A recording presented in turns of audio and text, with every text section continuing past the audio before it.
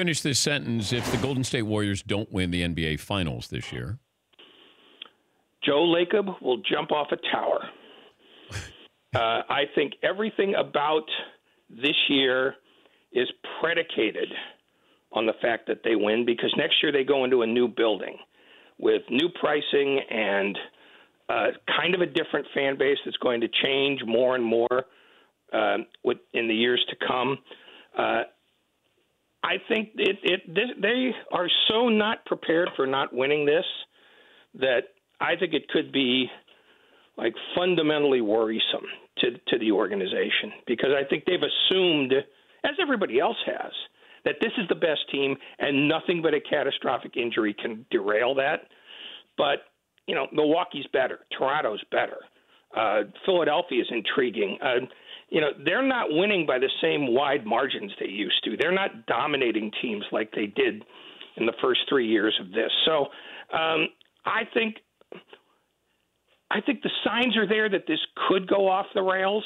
I'm not saying that it will, but I think the signs are there that it could. And if it does, they're going to go, wait a minute, who are we now?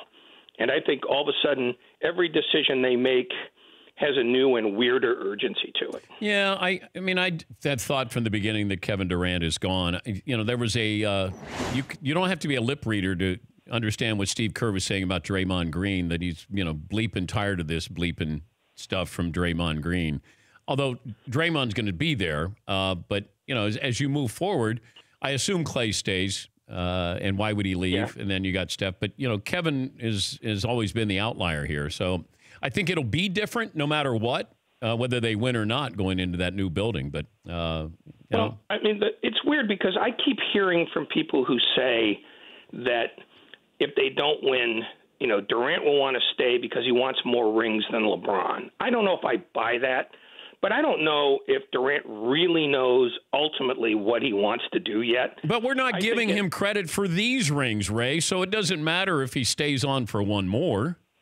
Yeah, but it's not what you're giving him. Oh. It's what he's giving himself. Oh, okay. Because his view of his place in the basketball universe is different than everybody else's. And it's going to be hard to make the case that, in his mind anyway, well, I have more rings. That's how you guys keep score. If you're not keeping score that way with me, then what are we doing? So, I mean, that's interesting. To me, yeah. Durant is an odd duck in a lot of ways because he doesn't really react the way people think he will react to a lot of different things. I mean, he's been treated with kid gloves in the Bay Area media-wise, and still he turned on the media. So, you know, with Durant, I don't know. The Draymond thing is more interesting because I'm not convinced that Kerr wasn't referring to the fact that Draymond Green cannot make a shot anymore. I think Kerr really likes Green as much as he irritates him and as much as they butt heads. They are kind of the same guy competitively.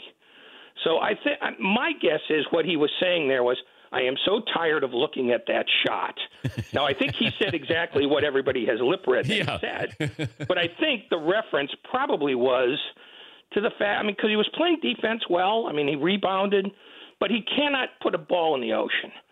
And I have a feeling that that's probably the underlying key here. Now, if he comes out today and says, oh, no, I really hate him and I'd like to have him shot, I might change my mind at that point. But, you know, Kerr has been trying to keep everybody happy all year long, happy and motivated at a time when most of them are happy, but not all of them are motivated all the time. For more Dan Patrick Show, tune to Audience Channel 239 on DirecTV or download the Dan Patrick Show app.